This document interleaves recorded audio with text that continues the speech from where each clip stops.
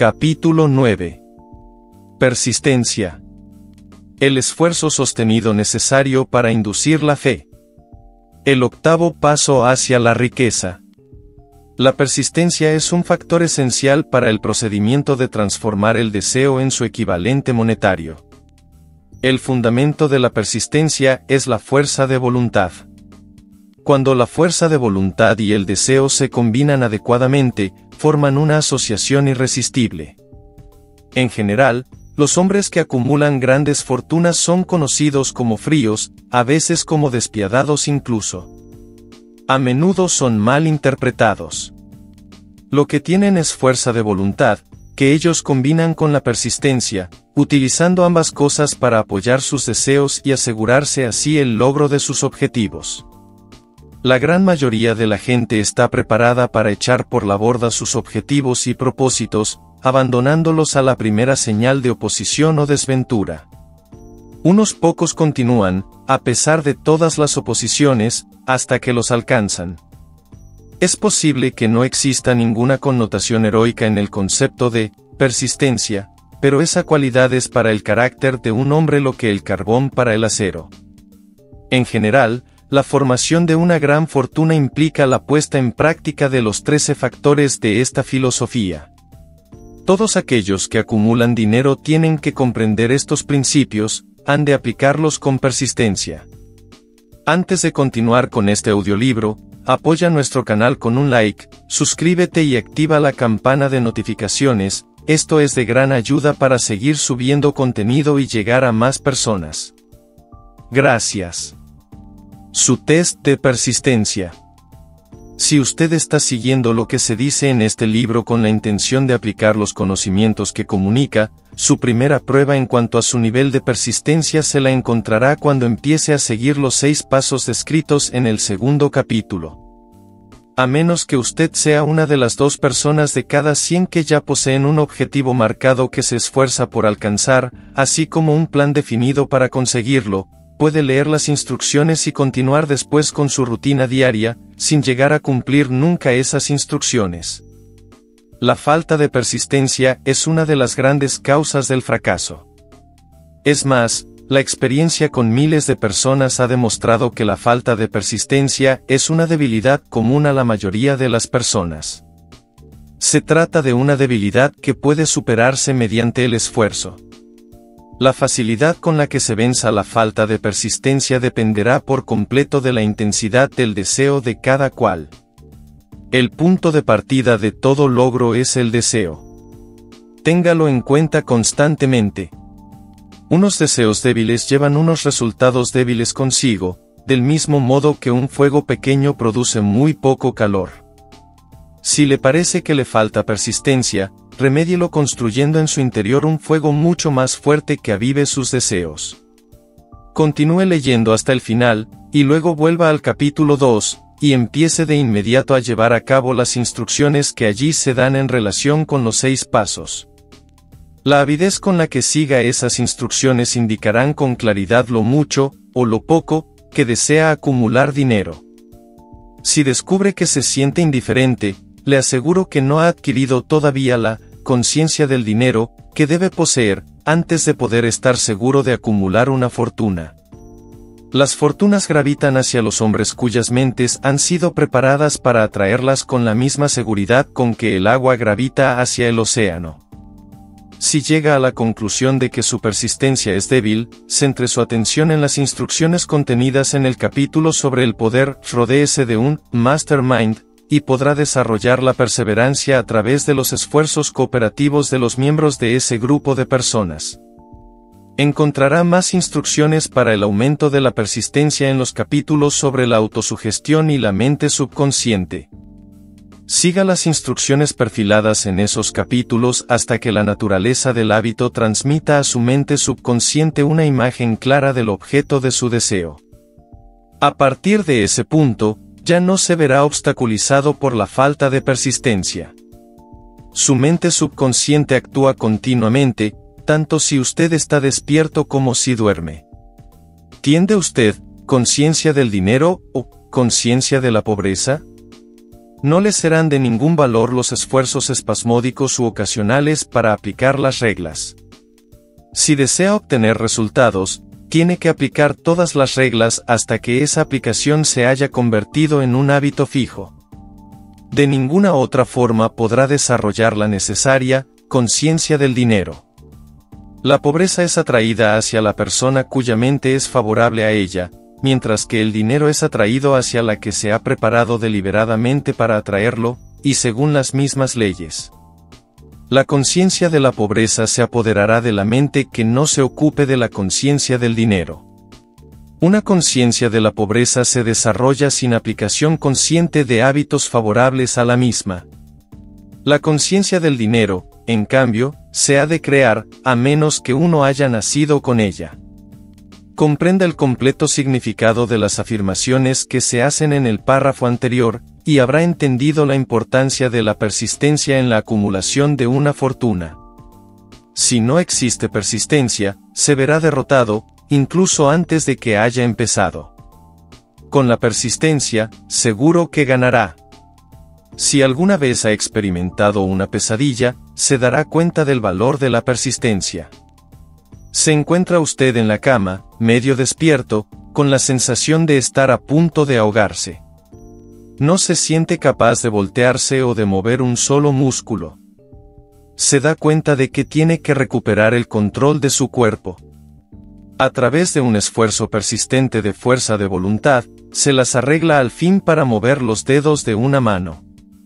Mientras continúa con el movimiento de los dedos, extiende su control a los músculos de un brazo, hasta que puede levantarlo. Luego, de la misma manera, consigue el control del otro brazo. A continuación logra controlar los músculos de una pierna, y luego de la otra.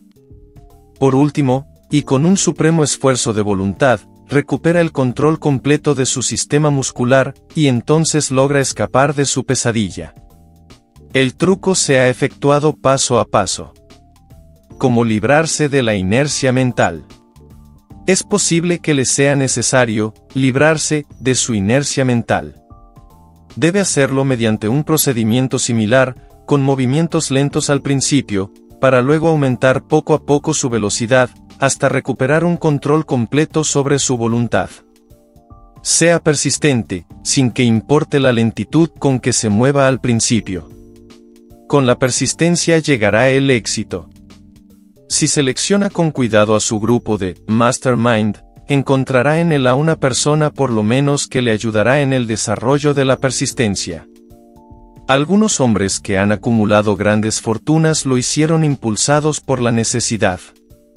Desarrollaron el hábito de la persistencia porque fueron impulsados por las circunstancias y tuvieron que llegar a ser persistentes. Quienes han cultivado el hábito de la persistencia parecen disfrutar de una especie de seguro contra el fracaso. No importan las veces que se vean derrotados, siempre terminan por subir el último peldaño de la escalera. A veces parece como si existiera un guía oculto cuya tarea consistiera en poner a prueba a los hombres por medio de toda clase de experiencias descorazonadoras. Aquellos que, después de la derrota, se levantan y siguen intentando llegar, terminan por lograrlos. Entonces, el mundo entero grita, ¡bravo! Sabía que lo conseguirías. El guía oculto no permite que nadie disfrute de grandes logros sin pasar por la prueba de la persistencia. Quienes no la superan tampoco llegan a donde quieren llegar. Aquellos que la superan se ven recompensados por su persistencia. Como compensación a ella, reciben la consecución del objetivo que han estado persiguiendo. Pero eso no es todo. También reciben algo mucho más importante que la compensación material, el conocimiento de que, cada fracaso lleva consigo la semilla de una ventaja equivalente. Elévese por encima de sus fracasos. Hay excepciones a esta regla, unas pocas personas conocen por experiencia lo sana que es la persistencia. Son las personas que han aceptado la derrota solo como algo temporal. Son las personas cuyos deseos se aplican de un modo tan persistente, que la derrota acaba por transformarse en victoria.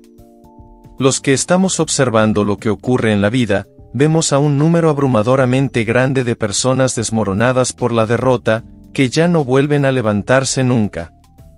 Vemos a los pocos que aceptan el castigo de la derrota como una urgencia de hacer un esfuerzo aún mayor. Estos últimos, por fortuna, nunca aprenden a aceptar los reveses de la vida. Pero lo que no vemos, lo que la mayoría de nosotros ni siquiera sospecha que exista, es el poder, silencioso pero irresistible, que acude al rescate de aquellos que siguen luchando frente al desánimo.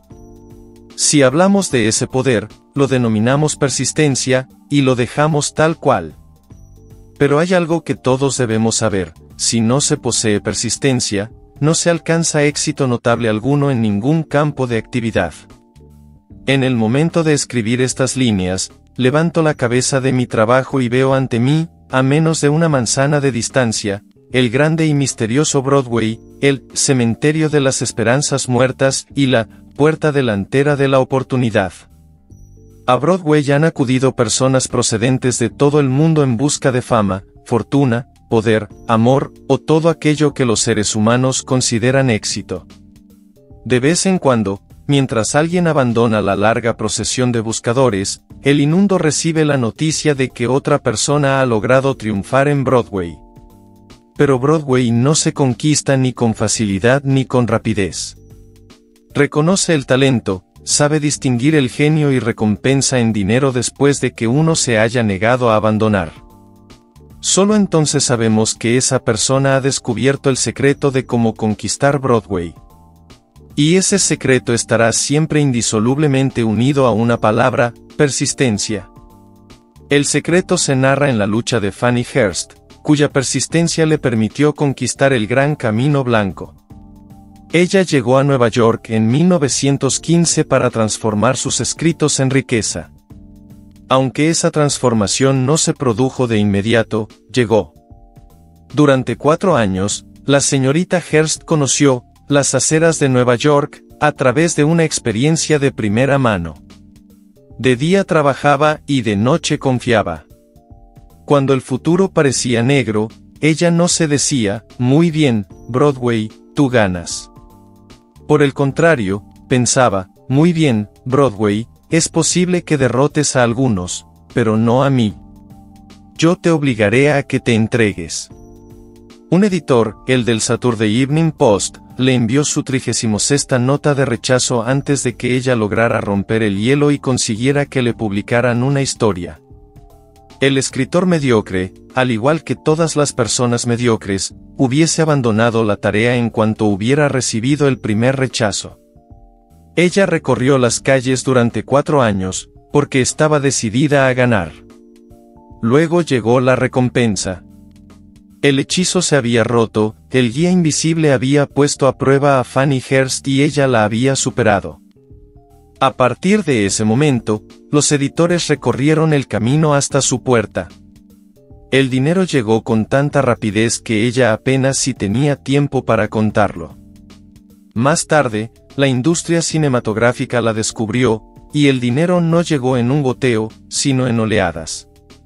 Brevemente, acaba de leer una descripción de lo que la persistencia es capaz de conseguir. Fannie Hurst no es ninguna excepción. Allí donde los hombres y las mujeres acumulan grandes riquezas, puede estar seguro de que antes han adquirido persistencia. Broadway es capaz de dar una taza de café y un bocadillo a cualquier mendigo, pero exige persistencia de aquellos que apuestan por lo alto. Kate Smith dirá: amén, cuando lea esto. Durante años, ella cantó, sin dinero y sin recompensa, frente a cualquier micrófono que conseguía. Broadway le dijo: ven y atrápalo, si puedes soportarlo. Ella lo soportó, hasta que un día feliz Broadway se cansó y dijo: ¿de qué sirve? Obviamente no sabes cuándo estás acabada, así que pon tu precio y ponte a trabajar en serio. La señorita Smith indicó su precio. Y era muy alto. Usted puede entrenarse para ser persistente. La persistencia es un estado mental y, en consecuencia, se puede cultivar.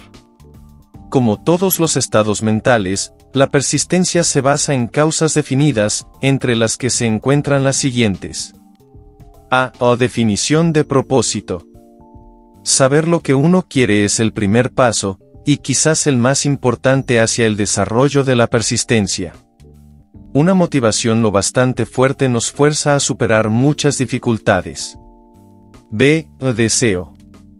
Resulta comparativamente fácil adquirir y mantener la persistencia en persecución del objeto de un deseo intenso. C. Confianza en sí mismo. Creer en la capacidad propia para llevar a cabo un plan le estimula a uno a conseguirlo con persistencia. Se puede desarrollar la confianza en sí mismo por medio del principio descrito en el capítulo sobre la autosugestión. D. La definición de planes. Los planes organizados, aun cuando sean débiles y poco prácticos, estimulan la persistencia. E. El conocimiento exacto. La persistencia se ve estimulada por el hecho de saber que los planes de uno son sanos, y que están basados en la experiencia o en la observación. Suponer, en lugar de conocer, destruye la persistencia. F. Cooperación. La simpatía, la comprensión y la cooperación armoniosa con los demás tienden a desarrollar la persistencia. G. Fuerza de voluntad. El hábito de concentrar los pensamientos propios en la construcción de planes destinados al logro de un propósito definido conduce a la persistencia. H. Hábito. La persistencia es el resultado directo del hábito. La mente absorbe y se convierte en una parte de las experiencias diarias de las que se alimenta. El temor, que es el peor de todos los enemigos, se puede curar con toda efectividad por la repetición forzada de actos de valor. Todo aquel que haya luchado en una guerra lo sabe muy bien. Haga su propio inventario de persistencia. Antes de abandonar el tema de la persistencia, haga un inventario de sí mismo y determine en qué aspecto particular, si es que hay alguno, le falta esta cualidad esencial. Mídase a sí mismo con valentía, punto por punto, y determine cuántos, de los 8 factores de la persistencia, le faltan. El análisis puede conducirle a descubrimientos que le proporcionarán una nueva comprensión de sí mismo. Aquí encontrará a los verdaderos enemigos que se encuentran entre usted y un logro notable. No solo hallará los síntomas que indican una debilidad de la persistencia, sino también las causas subconscientes profundamente arraigadas de esta debilidad. Estudie la lista con sumo cuidado y mírese a sí mismo con honestidad si desea realmente saber quién es usted, y qué se ve capaz de hacer. Estas son las debilidades que deben dominar todos aquellos que acumulan riquezas. 1. Fracaso a la hora de reconocer y determinar con claridad y exactitud qué es lo que se desea. 2. Postergación, con o sin causa. Por lo general, apoyada por toda una serie de justificaciones y excusas. 3. Falta de interés para adquirir conocimientos especializados. 4. Indecisión, el hábito de pasar la pelota en todas las ocasiones, en lugar de abordar los temas de frente. Apoyada también por numerosas justificaciones. 5. Hábito de apoyarse en justificaciones, en vez de crear planes definidos para la solución de los problemas. 6. Autosatisfacción. Hay muy poco remedio para esta aflicción, y ninguna esperanza para aquellos que la sufren. 7. Indiferencia, habitualmente reflejada en la predisposición al compromiso en todas las ocasiones, antes que afrontar la oposición y luchar contra ella. 8. Hábito de achacar a otros los errores propios, y de aceptar las circunstancias desfavorables como algo inevitable. 9. Debilidad de deseo, a causa de la negligencia en la elección de los motivos que impelen a la acción. 10. Predisposición, e incluso avidez, por abandonar la lucha a la primera señal de derrota.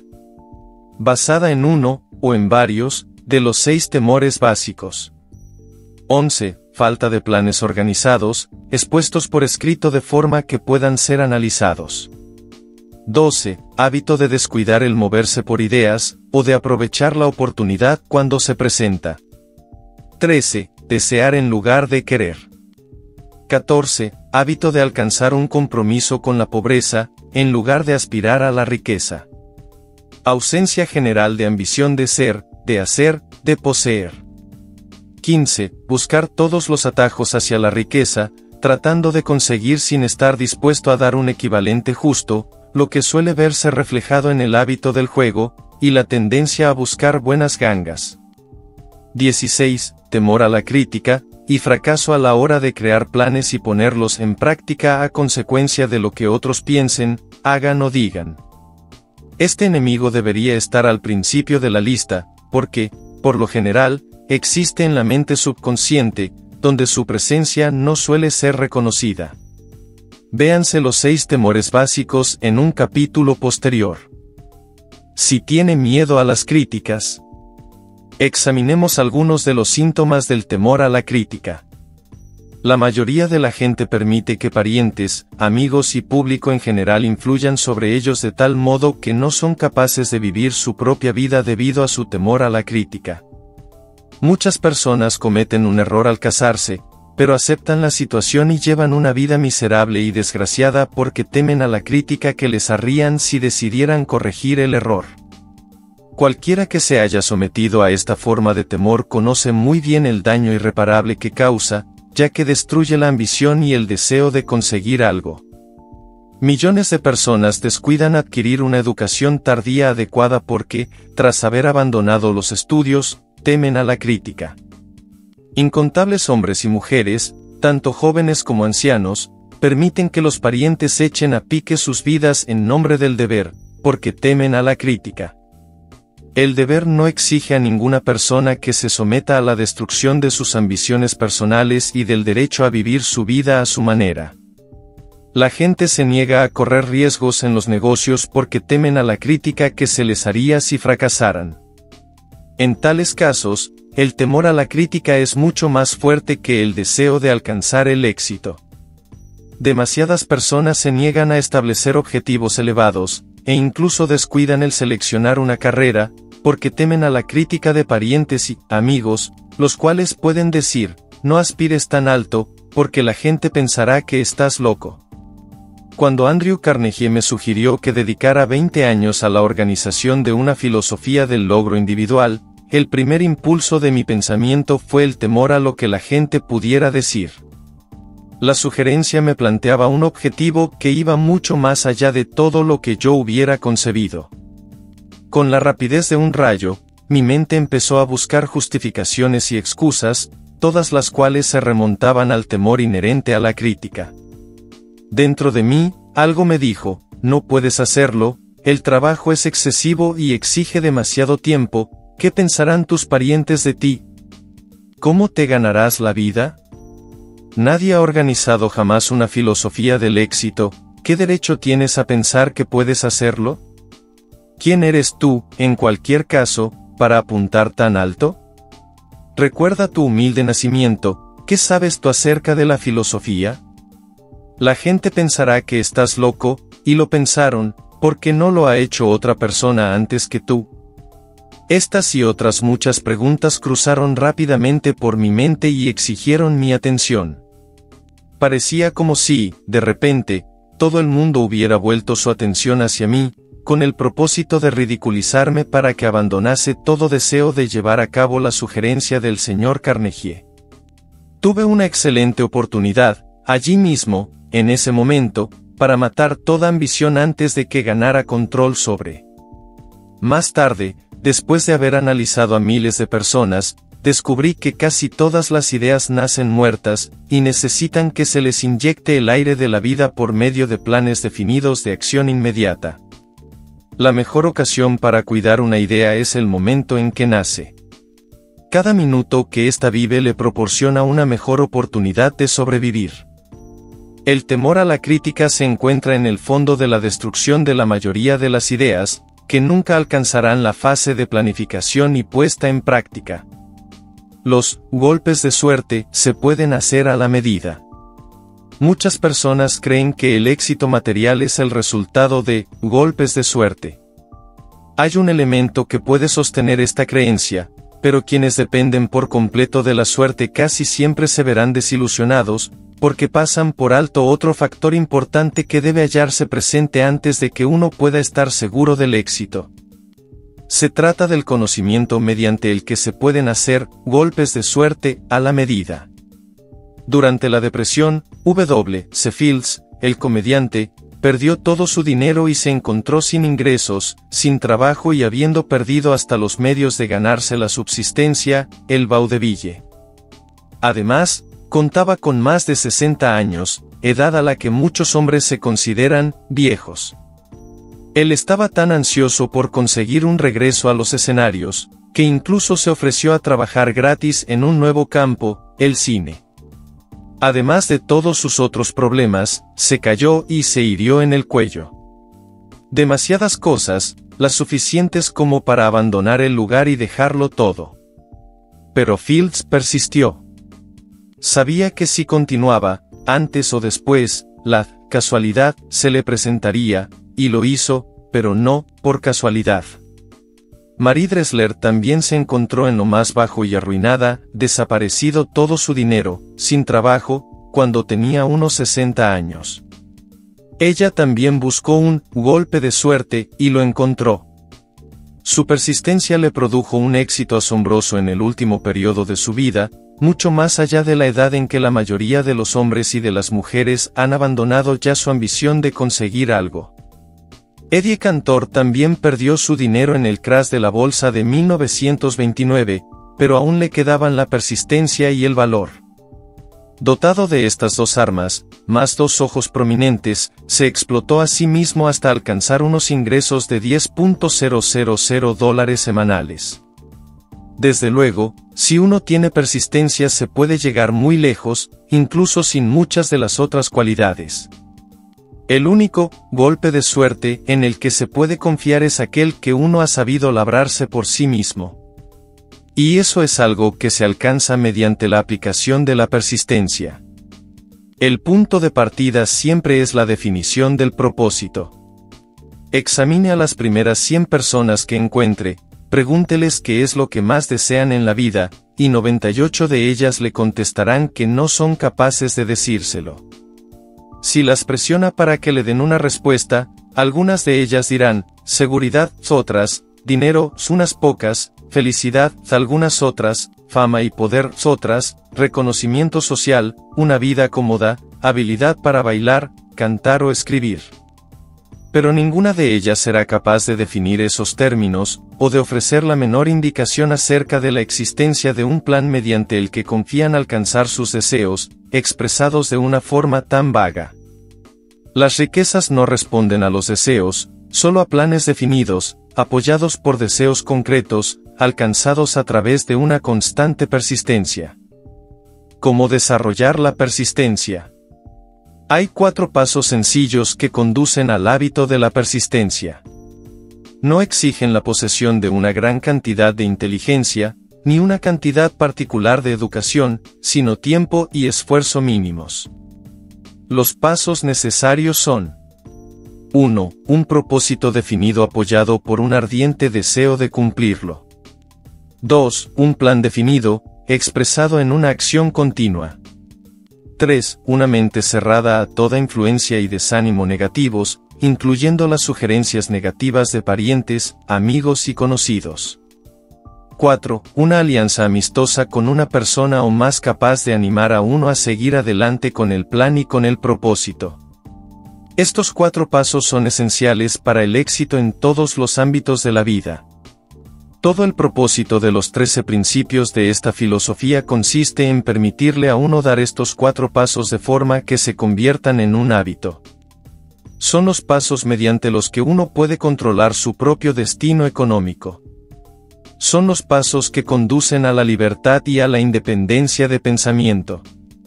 Son los pasos que conducen a las riquezas, en pequeñas o en grandes cantidades. Son los pasos que conducen al poder, la fama y el reconocimiento mundial. Son los 4 pasos que garantizan golpes de suerte.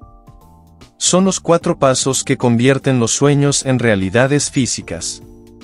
Son los 4 pasos que conducen al dominio del temor, el desánimo y la indiferencia. Hay una magnífica recompensa para todos aquellos que aprenden a dar estos 4 pasos. Es el privilegio de escribir lo que ha de ser la propia vida, y de conseguir que ésta proporcione lo que se le pide. ¿Cómo vencer las dificultades? ¿Cuál es el poder místico que da a los hombres de persistencia la capacidad para dominar las dificultades? ¿Acaso la cualidad de la persistencia despierta en la mente de uno alguna forma de actividad espiritual, mental o química que le permite el acceso a fuerzas sobrenaturales? ¿Es que la inteligencia infinita se pone del lado de la persona que prosigue la lucha, aun después de que la batalla se ha perdido, a pesar de que todo el resto del mundo esté del lado opuesto? Estas y otras muchas preguntas similares surgían en mi mente a medida que observaba a hombres como Henry Ford, que, empezando de la nada, construyó un imperio industrial de enormes proporciones, contando al principio con poco más que una gran persistencia. O como Thomas Edison que, con menos de 3 meses de haber asistido a la escuela, se convirtió en el principal inventor mundial y consiguió que la persistencia se transformara en el fonógrafo, la cámara de cine y la bombilla incandescente, por no referirnos a otro medio centenar de inventos muy útiles. Tuve el feliz privilegio de analizar tanto al señor Edison como al señor Ford, año tras año, durante un largo periodo de tiempo, y, en consecuencia, dispuse de la oportunidad de estudiarlos de cerca, de modo que hablo por conocimiento personal cuando digo que no encontré en ninguno de ellos cualidad alguna, excepto la persistencia, que explicara ni siquiera remotamente la gran fuente de la que sus estupendos logros procedían. Cuando se lleva a cabo un estudio imparcial de los profetas, los filósofos, los hombres que producen milagros y los líderes religiosos del pasado, se llega a la inevitable conclusión de que la persistencia, la concentración del esfuerzo y la definición del propósito fueron las grandes fuentes que les permitieron alcanzar sus logros. Consideremos, por ejemplo, la extraña y fascinante historia de Mahoma, analicemos su vida, comparémosla con la de hombres de grandes logros en esta era actual de la industria y las finanzas, y observaremos que todos ellos tienen un rasgo común destacado, la persistencia. Si está muy interesado en el estudio del extraño poder que proporciona potencia a la persistencia, lea la biografía de Mahoma, en especial la escrita por Esad Bey. El siguiente y breve extracto del libro, publicado por Thomas Sagru en el Herald Tribune, le ofrece una visión previa de lo mucho que les espera a quienes se tomen el tiempo de leer la historia completa de uno de los ejemplos más asombrosos del poder de la persistencia conocido por la civilización. El último gran profeta. Revisado por Thomas Sagru. Mahoma fue un profeta, pero jamás hizo milagros. No fue un místico, no poseía una educación formal, no inició su misión hasta que cumplió los 40 años. Cuando anunció que era el mensajero de Dios, portador de la palabra de la religión verdadera, fue ridiculizado y tachado de lunático. Los niños se burlaban de él, y las mujeres le arrojaban basura. Fue desterrado de su ciudad natal, la Meca, y sus seguidores fueron privados de sus bienes materiales y enviados al desierto, tras él. Después de haber predicado durante 10 años no tenía nada que mostrar excepto destierro, pobreza y ridículo. Sin embargo, antes de que otros 10 años transcurrieran, se había convertido en el dictador de toda Arabia, en gobernante de la Meca, y en la cabeza de un nuevo mundo religioso que, con el tiempo, se extendería hasta el Danubio y los Pirineos, antes de agotar el impulso que él le proporcionó. Ese impulso fue de 3 clases: el poder de las palabras, la eficacia de la oración y el parentesco del hombre con Dios.